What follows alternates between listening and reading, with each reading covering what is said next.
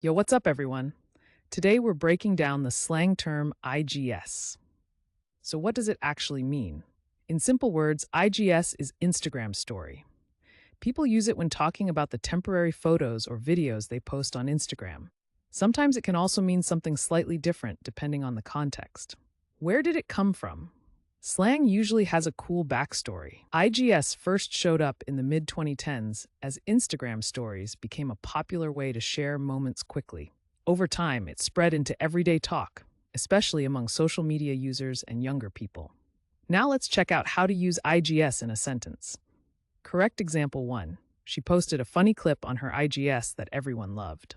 Correct example 2. Did you see my new outfit on my IGS last night? And for laughs, here's a wrong example. My grandma said IGS at Sunday dinner and everyone just froze. See how slang adds personality and vibe?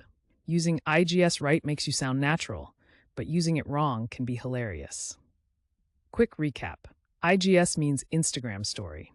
It started in the mid 2010s, and now you'll hear it in conversations, online, or even in music. Now it's your turn. Drop your best sentence with IGS in the comments. And if you want to learn more slang and fun word histories, don't forget to subscribe and join our community here every day.